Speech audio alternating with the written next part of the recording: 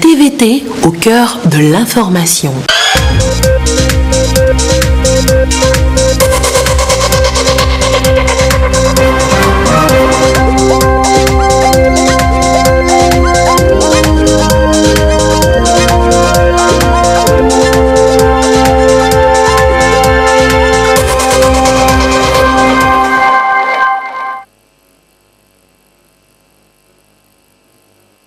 Bonsoir madame, bonsoir monsieur. Voici d'abord les titres de cette édition.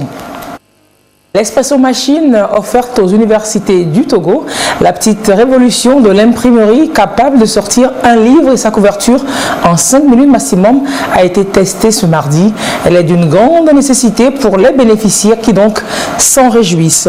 Et un dossier sur le projet d'aménagement de la basse vallée du Mono qui est à son terme. Et la terre a tenu toutes ses promesses aux populations d'Agomé-Glozou, vous le verrez. La réussite du riz notamment leur donne du sourire. Et une question pour ouvrir ce journal, où en est-on au Togo avec le projet de carte nationale d'identité biométrique de la CEDEAO?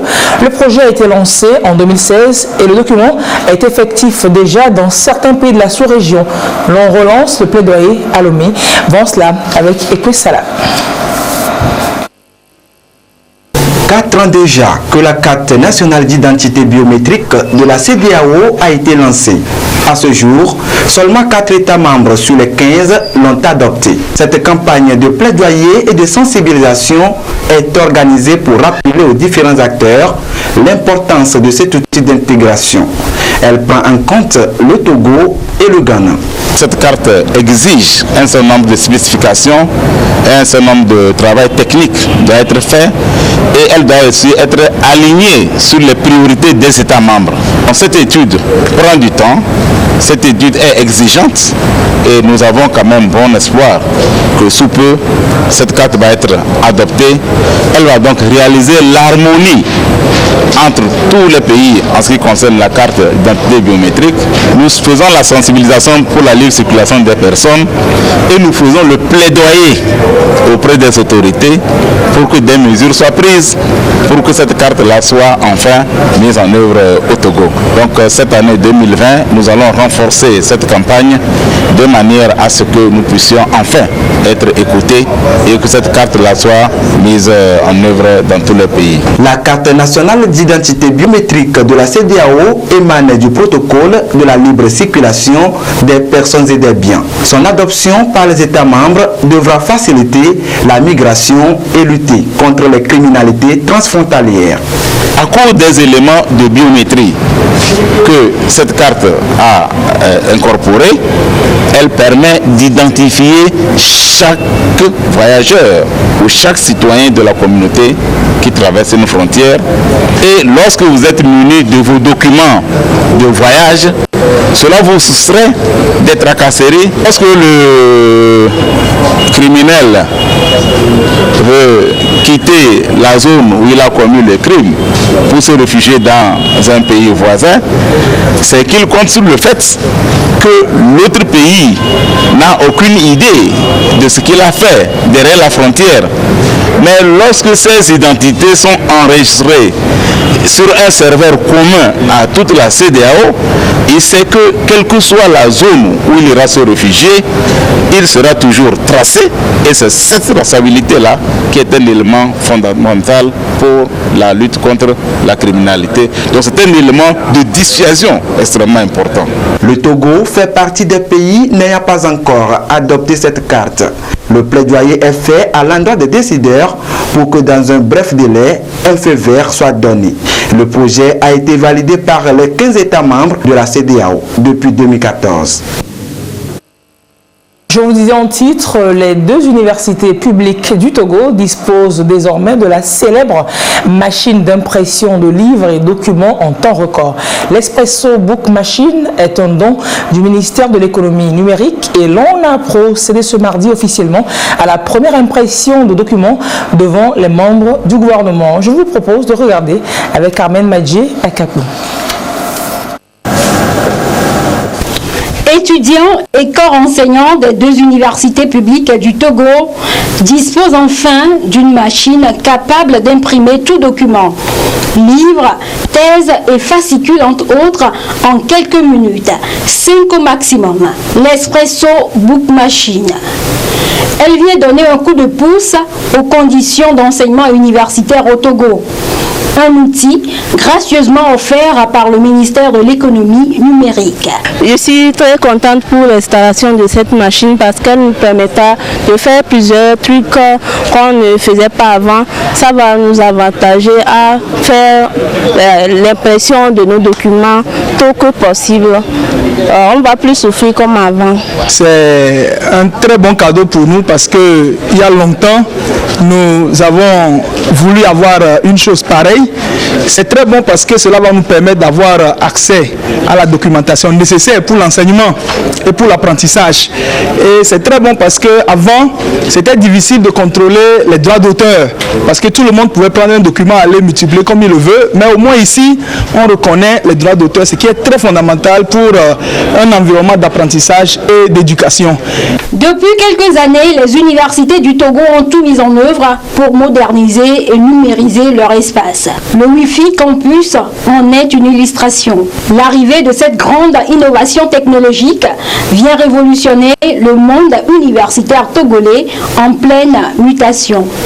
Vous mettez aujourd'hui à notre disposition l'Espresso Book Machine, un dispositif numérique qui nous réconcilie avec le temps des urgences universitaires. Mené de main de maître, de concert avec le ministère de l'Enseignement supérieur et de la Recherche, a de certaines dividendes pour les deux universités publiques.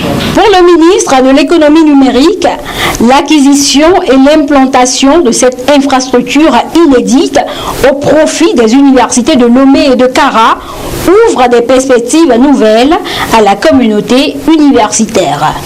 La révolution numérique a imposé une nouvelle donne rendue nécessaire par les nouvelles règles et exigences en matière de formation et dans le domaine professionnel. L'Espresso Book Machine est à l'image de ces bouleversements qui s'opèrent dans un contexte de plus en plus mondialisé. Dès lors, il nous faut nous hisser et hisser notre jeunesse à un niveau répondant aux standards internationaux en lui permettant d'être plus compétitive afin de jouer pleinement son rôle en tant que levier dans le développement socio-économique de notre pays. Le Togo est le seul pays en Afrique de l'Ouest et le 3e en Afrique après l'Afrique du Sud et l'Égypte à disposer de tels programmes. Alors, l'Espresso Book Machine est un système automatisé d'impression à la demande, capable d'imprimer un livre, couverture comprise, en quelques minutes, 5 minutes maximum. Cela offre de grandes possibilités, donc vous l'avez entendu, à tout domaine qui traite de ou avec les livres. Dans le dossier qui va suivre, Solange Amandé et Carmen Madjé Akapo nous précisent l'avantage de cette machine pour les universités qui en disposent donc depuis ce mardi, les universités du Togo. La Gutenberg du 21e siècle. L'Espresso Book Machine se présente aujourd'hui comme un distributeur automatique de livres. C'est la grande star des bibliothèques, librairies et imprimeries. Un système automatisé d'impression à la demande, capable d'imprimer un livre, couverture comprise en quelques minutes, le temps de café espresso. Le temps de prendre son espresso café, vous avez déjà votre livre en main. Donc c'est rapide et vous avez des nouveaux livres actuellement. Espresso Book Machine est relié à une bibliothèque numérique et les livres dont on a besoin, qui sont des nouveaux livres, on peut les avoir actuellement à un très bas prix. Créé par la société Xerox et commercialisé à l'international par la firme américaine On Demand Books, ce système est activé dans le monde depuis 2016. Au Togo, tout se passe sur la plateforme EBM. C'est exclusivement pour les étudiants et les enseignants des deux universités. Il y aura un processus de création de comptes. Lorsque le compte est créé, et nous aurons par exemple à valider les comptes avant de pouvoir imprimer. Donc il y a une vérification pour s'assurer qu'il s'agit exclusivement des étudiants des deux universités publiques et des enseignants des deux universités publiques. Un livre comme nous avons sur la plateforme EBM qui est Espresso Book Machine, qui est une plateforme. Nous avons cherché à acheter un livre qui coûte en ligne 26 € sur la plateforme Amazon. Quand nous retournons sur la plateforme IBM, nous retrouvons qu'avec notre collaboration, ce livre, nous devons payer uniquement le droit d'auteur qui est de moins de $2, c'est-à-dire ça fait 1190,70 francs CFA pour que nous payions comme droit d'auteur. Et ensuite, nous avons le livre. Et il y a directement un calcul du coût de matières premières utilisées, à savoir les papiers, les encres et autres là, qui nous donnent une idée sur le coût de revient du livre qui est de moins de 5 000 francs CFA.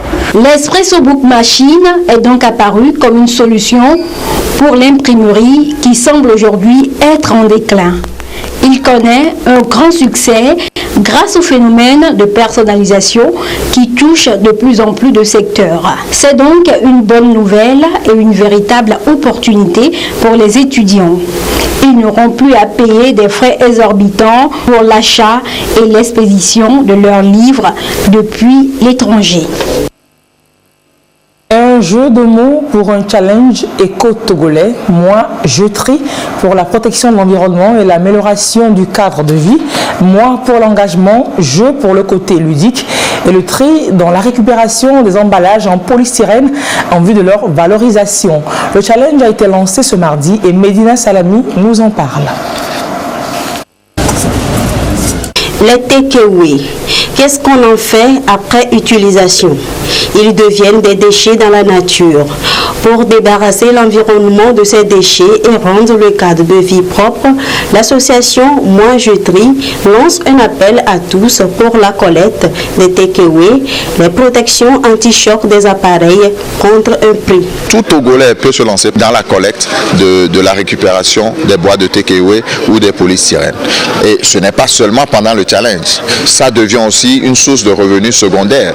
Les 3 personnes ou les 3 entités qui nous rapporteront 1 tonne gagneront respectivement 500 000, 300 000 et 200 000 francs CFA.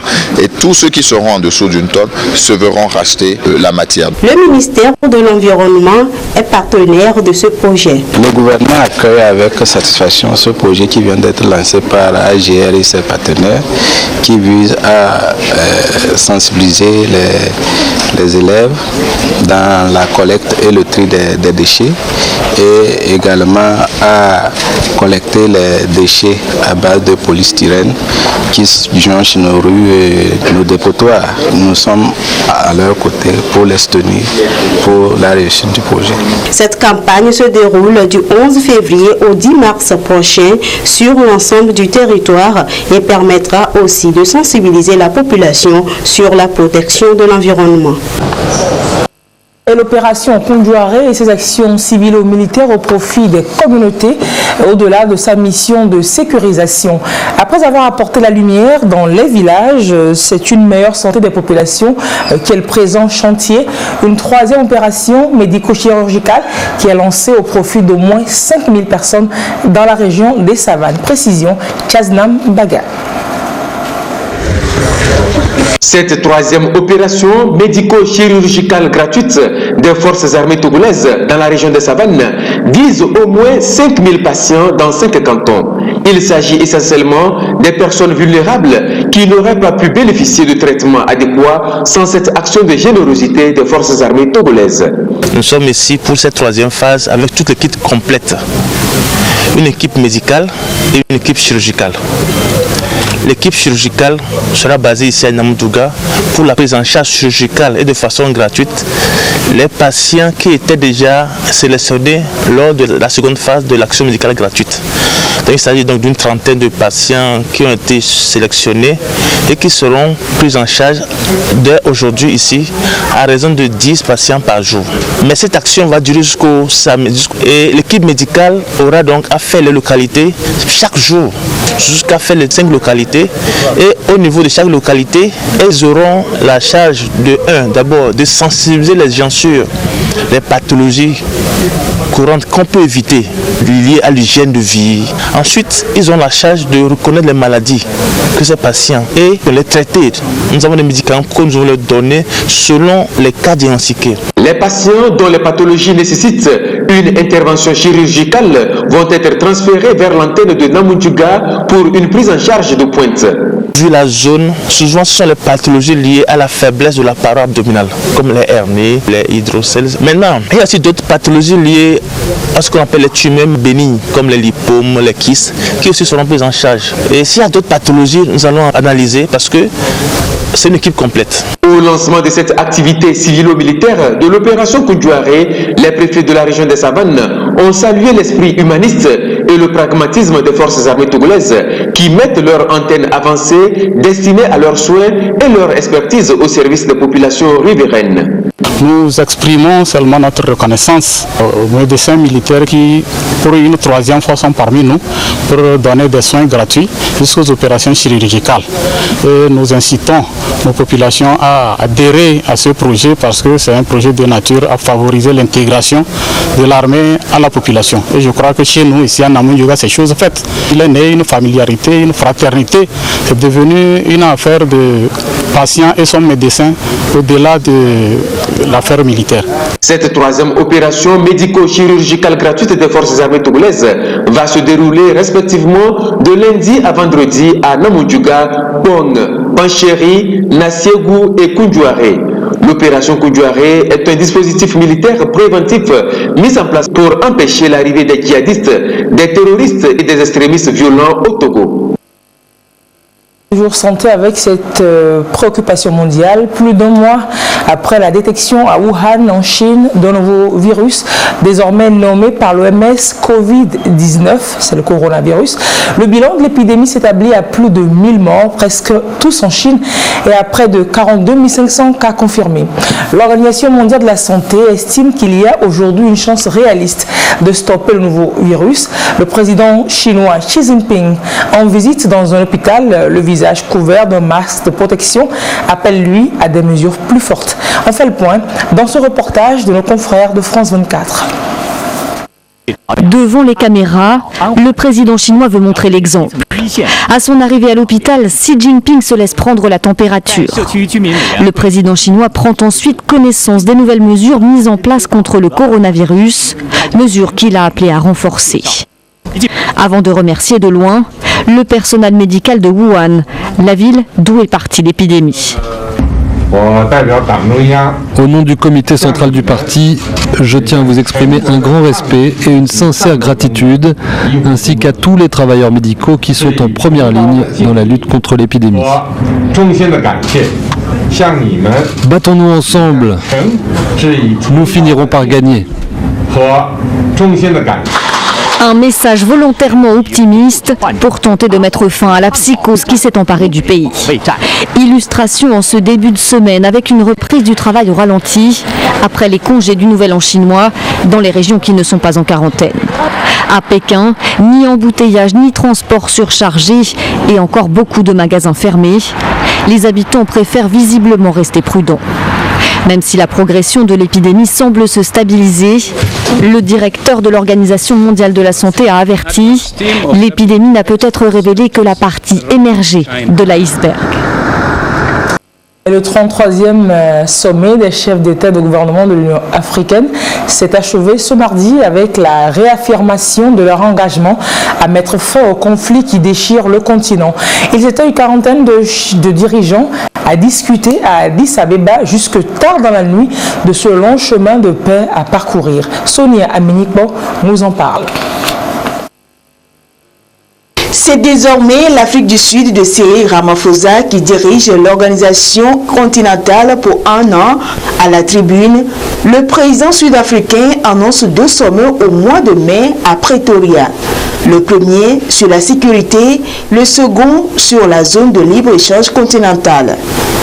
Autre temps fort, la colère de Moussa Faki Mahamat, le président de la Commission sur l'absence de solidarité des pays africains envers les États menacés d'effondrement sous les coups du djihadisme.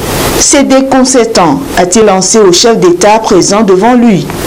Troisième moment important, Antonio Guterres, le secrétaire général des Nations Unies, déclare à Addis Abeba son soutien à l'initiative africaine sur la Libye. L'idée d'organiser un grand forum de réconciliation fait son chemin.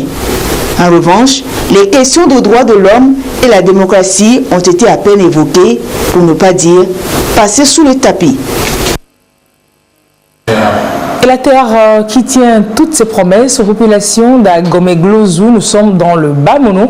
Toute la technicité agricole apportée aux producteurs de riz dans cette zone par le gouvernement a porté ses fruits. Le projet d'aménagement de la basse vallée du Mono est à sa fin.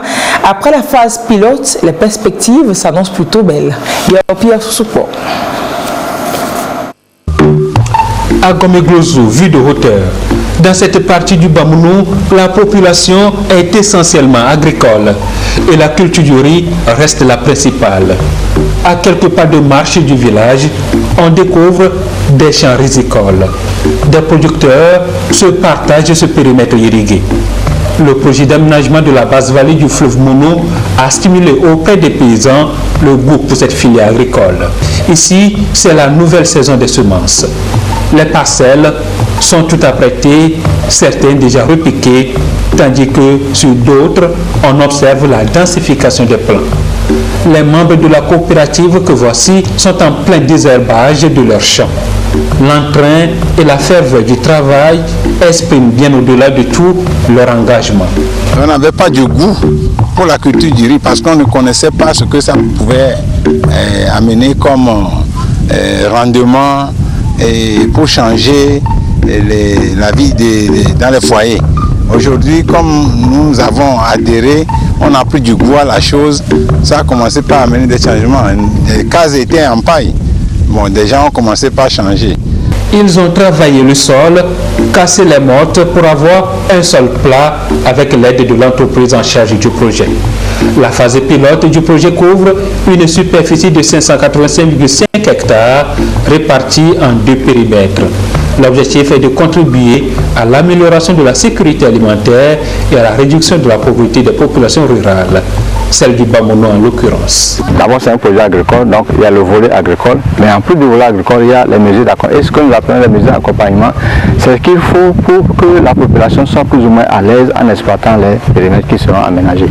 Et dans ce projet, donc, quand nous allons revenir aux composantes, vous allez comprendre que dans ces composantes-là, il y a certaines dimensions qui sont les dimensions sociales. C'est-à-dire que, par exemple, les pistes, les latrines, la mini-IP, puis le reboisement compensatoire, ce sont donc des mesures pour accompagner donc, les aménagements. Le projet d'aménagement hydro-agricole de la basse vallée du Mono ambitionne d'accroître la production agricole, notamment le riz, de 4000 tonnes par an en l'espace de 2 campagnes. Même si l'ambition n'est pas encore atteinte, un appui considérable est ressenti au niveau des revenus et des conditions de vie des populations bénéficiaires. Aujourd'hui, ça a donné beaucoup de choses. Si je me lève, là où je suis, là, moi je me déplace aujourd'hui, même sous la pluie là, je peux quitter ici, aller à Fégo, là où voter, aller là, sous la pluie, même à pied. Même avant, je ne pouvais pas, parce qu'il y a la piste. Il y a la piste. Aujourd'hui, je peux rentrer dans ma chambre, je fais comme ça contre le mur, il y a l'électricité. C'est un atout. L'électricité là, ça profite au village. Parce qu'aujourd'hui, les gens peuvent ouvrir leur frigo, vendre, les gens peuvent vendre de l'eau fraîche, les gens peuvent profiter pour faire, ceux qui sont les soudeurs, les électriciens, pour profiter de l'électricité là, pour faire quelque chose, c'est un atout. Ça profite pour le village. Et quand nous prenons par exemple notre même électricité, il y en a qui aujourd'hui font beaucoup de choses avec l'électricité là. Et dans l'utilisation de nos moulins électriques, tout ça, qui n'existait pas, nous avons cet atout là. Nous avons le courant, nous avons nos pistes qui nous entourent, nous avons l'eau. Le projet m'a apporté beaucoup de choses, c'est-à-dire, tout d'abord, je n'ai pas de travail en main. Avec la production, je mange avec la famille. Et mes enfants sont à l'école. Aujourd'hui même, j'ai mes 2 enfants à propos de ma production qui sont à l'université. La mise en œuvre de ce projet répond à la stratégie de relance de la production agricole et de la politique de promotion économique et sociale du pays. À quelques mois de la clôture du projet, le bilan s'apprécie. Les objectifs du projet sont largement atteints et dépassés. Si vous allez à Gomegrozo, vous verrez que vous avez des infrastructures socio-communautaires. Les populations qui ont été affectées par l'extension de l'aménagement ont été relogées. Donc la plupart ont eu des sanitaires, la plupart ont eu des édifices de meilleure construction que par rapport à ce qu'ils avaient. Donc ça c'est sur le plan social. La production aujourd'hui est aussi améliorée au niveau du périmètre. Depuis des années, ils développent des volumes qui font qu'aujourd'hui il y a un opérateur qui a décidé d'aller installer en privé une mini rizerie pour décortiquer, mettre sur le marché du riz de bonne qualité. Ce mécanisme de développement local a été chose possible grâce à la mise à disposition du gouvernement d'une enveloppe financière de 14 milliards de francs CFA par la Banque arabe pour le développement économique en Afrique, BADEA, et la Banque ouest-africaine de développement, BOAD. En charge de l'exécution des travaux, Minaïsoun, qui depuis le démarrage du projet, sur son cahier de charge. C'est un projet intégré, en ce sens que il y a l'aménagement des terres, proprement dit, il y a l'apport de l'électrification, il y a l'aménagement des pistes, il y a la création de points d'eau à travers ce qu'on appelle une mini-adduction d'eau. C'est cet ensemble qui est contenu dans un seul projet qui est dénommé aménagement hydro-agricole. Les travaux sont quasiment achevés. Il faut dire que ça a été un parcours de combattant parce que c'est posé à nous le problème de libération des terres par les populations. C'est des terres qui étaient occupées. En fait, il s'agit de culture de riz. Et l'objectif de ce projet est de remonter le rendement, ce rendement qui est passé de 1 tonne à quasiment 4-5 tonnes à l'hectare. Les paysans y trouvent leur compte. Ça permet de résoudre à la base le problème de pauvreté. Ça permet d'apporter aussi du confort qui permet de sédentariser la population. Donc ça arrête aussi le problème de l'exode qui amène souvent des difficultés énormes au niveau de la jeunesse de notre pays. Les travaux ont consisté en l'aménagement des terres et équipements connexes. L'alimentation du périmètre est assurée par ce système de pompage des eaux de fleuve Mono à partir de cette station. À l'arrivée de la construction du système de pompage, nous arrivons à prendre de l'eau du fleuve et aller dans le champ, ce qui nous permet de bien travailler et produire assez de riz à Gomegrozo. Si nous ouvrons ici, ça passe par le canal principal et ça arrive au carrefour. Et au carrefour maintenant, nous avons le divisé en 2 parties. L'autre plan à gauche, l'autre plan à droite et tout droit. Maintenant, nous avons au milieu là-bas, on a encore scindé. L'autre va aux parcelles, les parcelles scindées. Il y a parcelle A et B et C. Et il y a parcelle C et D de l'autre côté. Nous voulons qu'on élargisse un peu le système de canalisation. Le réseau d'irrigation est constitué d'un canal d'amenée de 3 canaux primaires, 11 canaux secondaires bétonnés et des canaux tertiaires en terre et comporte des ouvrages de régulation et de protection. Et c'est communiqué pour poursuivre cette édition, communiqué de la CENI relatif au déroulement de la campagne électorale en vue de l'élection présidentielle de 2020. La Commission électorale nationale indépendante se félicite du bon déroulement de la campagne électorale dans l'ensemble sur toute l'étendue du territoire national. Toutefois, Conformément aux dispositions de l'article 70 du Code électoral, la CENI exhorte les différentes parties prenantes, en particulier les partis politiques, les candidats en compétition, les militants ainsi que les sympathisants, à mettre tout en œuvre pour éviter d'éventuelles entraves au processus de la campagne électorale qui doit rester apaisé et démocratique. En outre, la CENI invite les candidats à observer strictement les termes de l'article 71 du Code électoral, notamment en déclarant aux autorités compétentes les réunions électorales qui restent libres pendant la campagne électorale, mais interdites sur les voies publiques et ne pouvant se tenir entre 22h et 6h du matin. Le communiqué est signé du président de la CENI, Chambaku Ayassor. Et cet autre communiqué relatif à la consultation individualisée des bureaux de vote par SMS, électeurs, électrices. Vous pouvez consulter par SMS la liste électorale pour connaître votre centre et votre bureau de vote pour le scrutin présidentiel du 22 février prochain. La consultation SMS est gratuite pour vous. Il suffit de taper votre numéro de carte d'électeur de 19 chiffres avec ou sans les tirets, puis envoyer sur les 10 si vous utilisez Move, 10-14 si vous utilisez Togocel et que vous êtes dans la région des Savanes, 10-13 si vous utilisez Togocel et que vous êtes dans la région de la Kara, 10-12 si vous utilisez Togocel et vous êtes dans la région centrale, 10-11 si vous utilisez Togocel et vous êtes dans la région des plateaux, et sur le 10-10 si vous utilisez Togocel et vous êtes dans la région maritime. Vous recevrez une réponse vous donnant vos informations de vote. Suivre les instructions là où nécessaire pour obtenir les informations. Les listes électorales seront également affichées comme par le passé devant les bureaux de vote la veille du scrutin dans chaque centre de recensement et de vote. N'hésitez donc pas à aller les consulter pour repérer votre bureau de vote. Togolevia Bâtisson l'a cité un message de la CENI.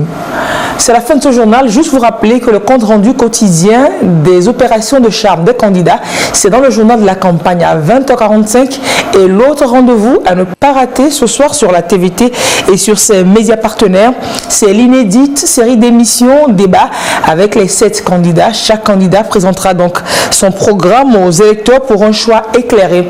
Gerson Deveau de la TVT et Gaëtan Padjeba de New World TV sont déjà installés avec ce soir leur premier invité, Maître Tchassona Traoré, candidat à la présidentielle sous la bannière de son parti, le MCD. Voilà donc le studio qui est prêt et qui attend l'invité pour commencer cette émission à 21h. Restez sur la TVT pour la suite, donc très belle soirée.